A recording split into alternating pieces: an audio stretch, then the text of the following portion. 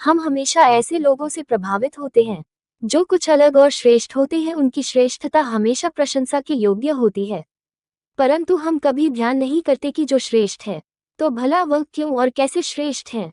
एक ही समाज से निकलकर एक व्यक्ति विचारों के शिखर पर पहुंच जाता है और बाकी सब उससे पीछे खड़े रह जाते हैं। साधारण और असाधारण प्रतिभा कैसे बनती है, ये हमें सोचना चाहिए। एक बार की बात है, एक प्रसिद्ध संत महात्मा का एक गांव में आगमन हुआ। संत महात्मा के आने का समाचार एक दूसरे से होते हुए पूरे गांव में फैल गया।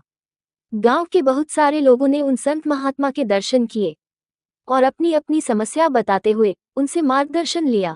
उसी गांव में एक रमेश नाम का युवक रहता था। वह बहुत मेहनती था। उसके पिता का गुड़ का व्यवसाय था। रमेश पूरा दिन गुड़ की भेली तैयार करने में जुटा रहता था और बीच बीच में ग्राहकों को भी निपटाता रहता था, और पिता लेन देन का सारा हिसाब किताब संभालते थे। इतनी मेहनत करने के बाद भी रमेश को उसके पिता ने काम का क्रेडिट कभी नहीं दिया। वे हमेशा दूसरों से यही कहते थे कि रमेश कुछ काम नहीं करता है। उसकी पत्नी को खर्चे के लिए जब भी पैसों की जरूरत होती तो रमेश के पास एक भी पैसा देने के लिए नहीं होता था। वह एक एक पैसे के लिए पिता पर निर्भर थे। एक बार पत्नी ने रमेश से अपना अलग कोई काम करने के लिए कहा, परंतु रमेश को अपनी काबिलियत पर भरोसा नहीं था।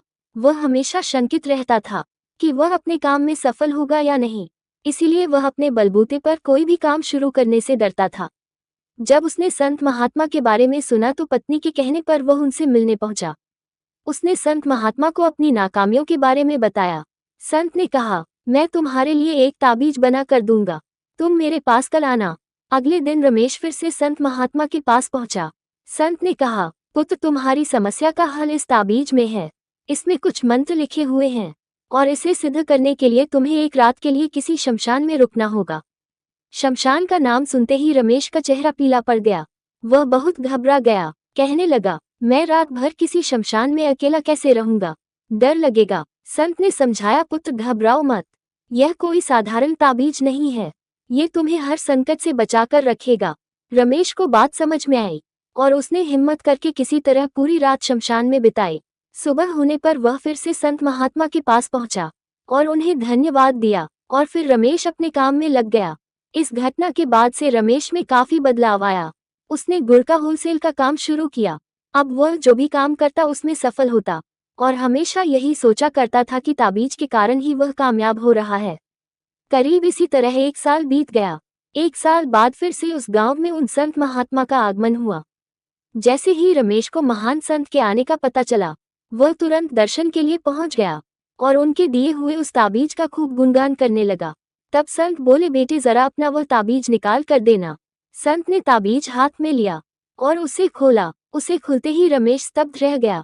ताबीज के अंदर मंत्र जैसा कुछ भी नहीं लिखा था, वह तो एक ताबीज का एक खोल मात्र था।